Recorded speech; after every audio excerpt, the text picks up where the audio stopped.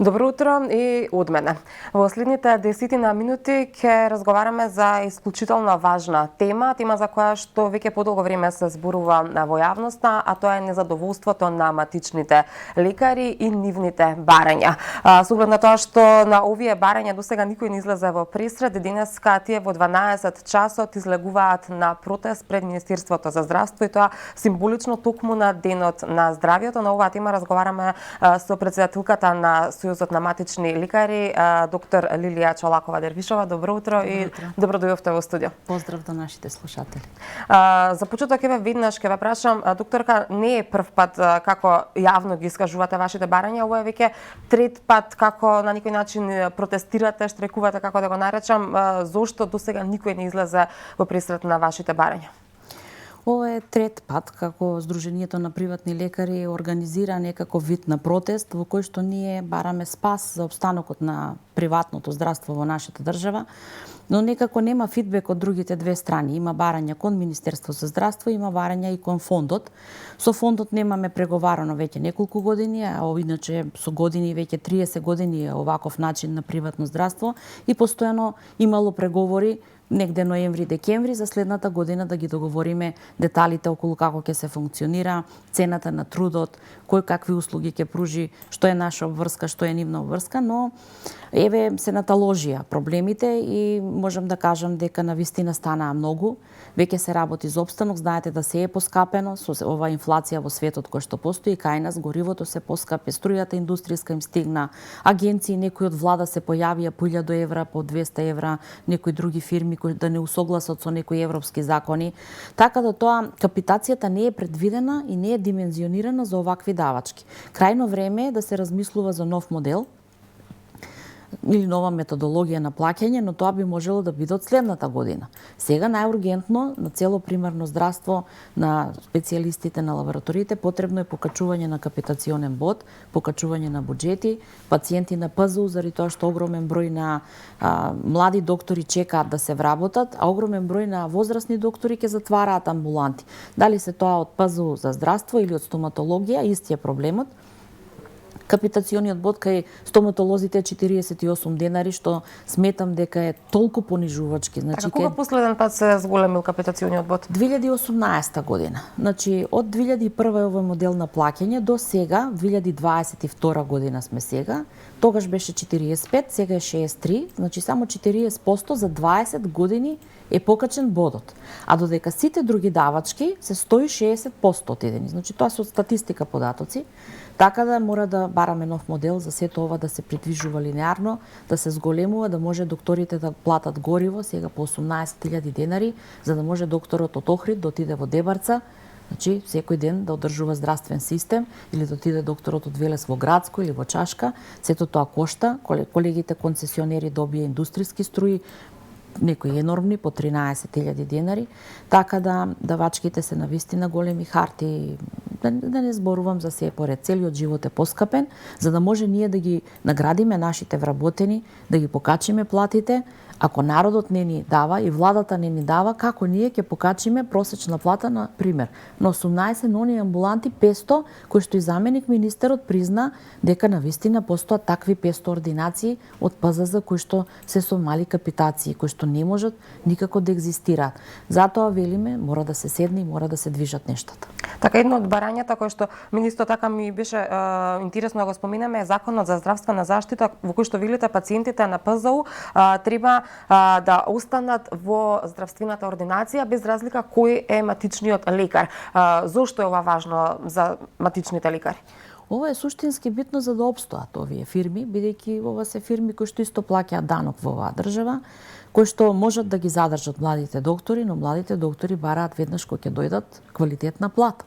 За да може ние тоа сето да го направиме сега, во оваа ситуација, ако вие сте кај мене млад доктор вработен и после 10 месеци решите да си одите, поднот ни ги брише пациентите, финансиски не уништува и повторно ние бараме млад доктор, па пак се запишуваат, па има многу правилници каде што има клаузули, тоа значи дека и да се замине докторот, пациентите барате да останат во матичната ординација. Да, значи финансиите да не се поместуваат, бидејќи тие сите пациенти добиваат услуга. Нели, битна е услугата. Ако докторот дава услуга, Треба веднаш кога ќе дојде нов доктор да му се даде квалитетна плата. Не сме финансиски да се дестабилизира тоа мало ПЗУ.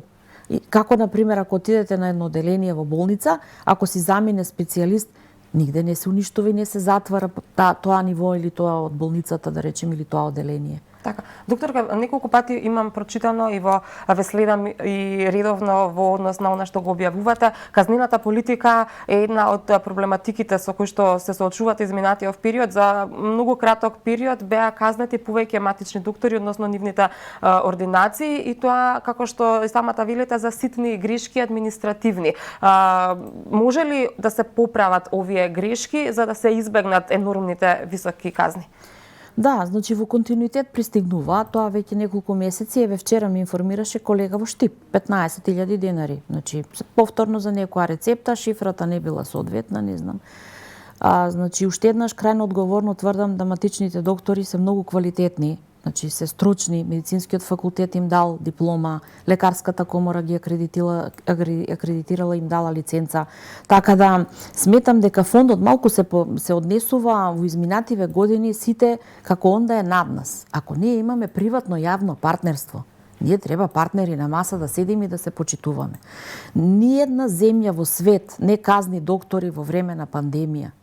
Значи, дадоа овие доктори, кога сите затвараа врати, овие доктори работеа, се јавуваа телефонски, анкетираа, услужуваа, значи максимално ние немавме блокирани болници. Така да затоа барам дека фондот мора да го промени и таа казнена политика во новиот анекс мора да има промени.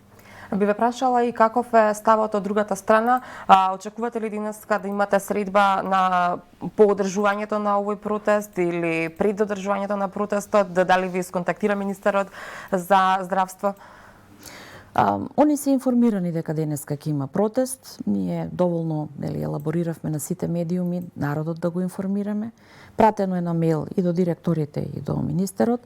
Така да немаме фидбек, повратно што би се случило после протестот, но ова е последен крик за спас, последен обид, да направиме нешто за да ги задржиме докторите, возрастните достоинствено да дочекаат пензија, не да бидат под хроничен стрес, дали некој денеска ќе ги казни покрај енормната работа, покрај енормното давање здравствени услуги, вие за административни точки и грешки, а вие имате денеска 150 звонење на телефон, имате сигурно 80 до 100 влеза луѓе кои што им е лошо, им се врти, бараат услуги.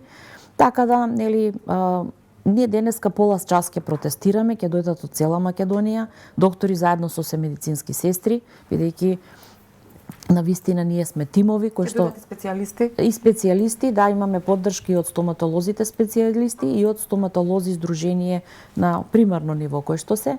Така да сите имаме заеднички проблем, потребно е огромен дел од барањата, едно од круцијалните барања кои што не го спомнав е да режимот на лекови и препораките да важат овие кои што се хронични до крај на живот. Ние веќе ни остаре населението и не можеме пациент кој што ми плаче со Паркинсон ми вели молим те, он се тресе целиот, не ме препраќај, не можам да одам по препорака. Значи, ако за нешто сме стручни, да не ги малтретираме луѓето, да не ги, да кажам, експлоатираме секундарците за работи кои што се банални, за кои што примарното здравство може да ја заврши работата. Да си помогнеме сите во овој здравствен систем, да го штедиме тој здравствен денар и рационално да се користи. И уште едно прашање пред самиот крај, што доколку не излезат во пресрет на вашите барања? Гледате, на управниот одбор имаше разни идеи. Значи, повторно ќе кажам, ние денеска достоинствено пола час ќе протестираме да не видат белите мантили дека сме во овој здравствен систем и дека економскиот совет на владата мора да седне и да направи пресметка и подитно да си најдат пари. Секако никој не вели од утре. Ние секако ги добиваме, вчера ги добивме за јануари услугите. Значи имаше предлози да се направи штрајкувачки одбор. Јас навистина сум човек кој што сакам работите на маса. И што и да се прави, штрајкови и протести, на крај повторно треба да седнеме на маса и да се договорим. Така, докторка, јас тука некаде ќе ви заблагодарам за денешното вклучување во утрински брифинг. Ние и понатаму ќе следиме оваа тема, ќе се обидеме да добиеме одговори и од Министерството за здравство и од фондот исто така, какви се нивните ставови во врска со вашите барања, а тоа се со една цел да ги информираме и нашите гледачи кои што пак од друга страна се и ваши пациенти. Ви благодарам уште еднаш. Благодарам за поканата. Продолжуваме понатака со програмата. Следуваат вестите во